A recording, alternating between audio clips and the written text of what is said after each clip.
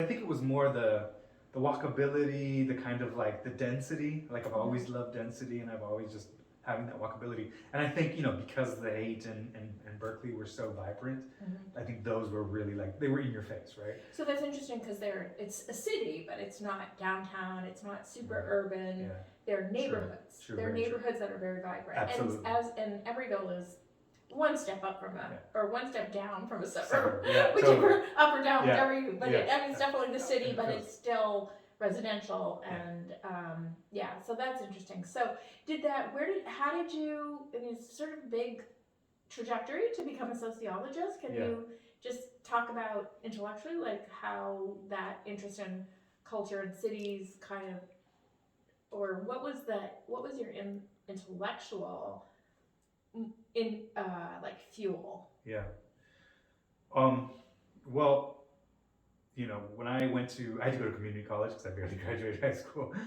School wasn't my thing. And when I went to community college, I just had a lot of amazing professors, and I came into academia through Marxism, as a lot of people do, right? But for me, it was the big questions, right? Why certain segments experience poverty and others don't, right? Thinking about race and class. And it made me kind of think, everything new, right, about race, and particularly, right, because I was at a time when I was trying to figure out, why there was a civil war in El Salvador in the first place, what happened there, and thinking about American imperialism, but then also thinking about it domestically, thinking about the Black Panthers, and being in the Bay Area, you get so much of. Was your experience of race and your interest in race and Marxism, was it because of personal experience, or was it more intellectual fascination? A little bit of both.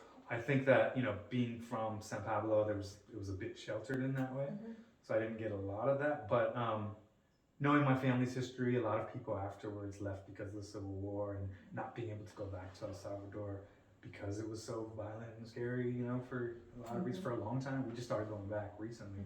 Now we go every year, but there was this separation, and then trying to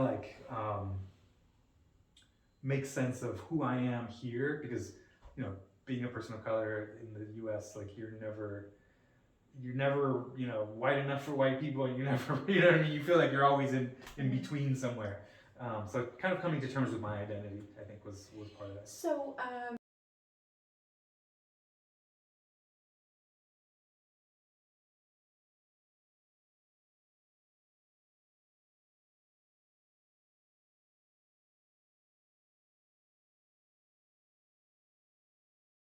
did you live in Brooklyn? How did you end up becoming that? What led you to Bushwick in particular? And maybe we should mention your book also. Just talk about your book a little bit. I was gonna say, I was living in Brooklyn, and I at the time Bushwick was not what it is today. Now Bushwick is like a playground for 20 somethings, but at the time not too many people were going out there. It was just dive bars, and I was going out there quite a bit. It was a cheap place to drink, and there was a lot of good bars, like just kind of underground kind of culture out there, and it felt very similar to the Mission. And there was, interesting enough, there was a beauty bar there at the time. The beauty bar is like an underground bar here and started in San Francisco, and it was there as well. And there wasn't much in Bushwick, and it felt like the Mission was what really drew me to it. And what really first hit me was that there's a temporal divide.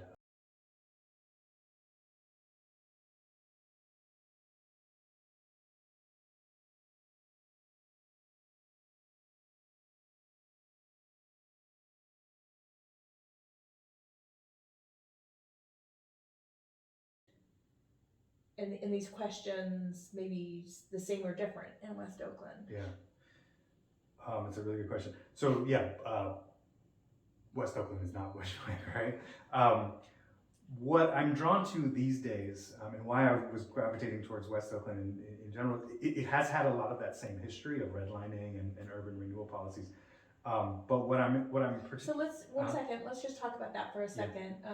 The redlining, could you define it? And then also urban renewal policies. Which urban renewal policies do you see as manifesting in particular in West Oakland? Yeah, so redlining was the systematic practice of zoning whole areas, slating whole areas for investment or disinvestment, right? So the federal government was starting to secure loans, and the way they would go about figuring out where they wanted to secure loans was looking at the housing stock, but a lot of it came down to racial groupings, right? So like they would look at a neighborhood, and if it had more than 5% people of color, they would zone it as, they would grade it, right, 1 through 5, and you get the worst grade if it was mostly minority communities. And once you got the worst grading, right, and it was zoned red, you couldn't get you couldn't get your loan secured there. But it also meant that developers wouldn't get loans to be able to build in those areas. Banks wouldn't be secured by the federal government for these loans. So we just slated these communities for destruction, right? And that was from the 1920s to 1964 with the Housing Act. But then you also had afterwards, subsequent to this, right? So this in Oakland, this happened mostly in the flatlands, right? The best housing stock, according to the FHA, was in the Oakland Hills, and it perpetuated the disinvestment of certain communities, right? Despite that, there's amazing housing in West Oakland. Beautiful Yes. Victorian homes, Yes. some huge Victorian homes Yes. on Adeline and Peralta. Absolutely. So obviously a history of a very different kind of population in Oakland. And so when did that shift happen? Because there are a lot of there's great housing stock in Oakland, Absolutely. albeit Yes. maybe neglected and run down in some cases. Yeah. So, when you see some of the pictures of how, these were beautiful big homes. West Oakland is the oldest neighborhood in Oakland, right? It is. And who built those homes? That I'm not sure about. But there's just a long history there, and it's been a center for the African American community for a long time, right? Really since before Oakland was right.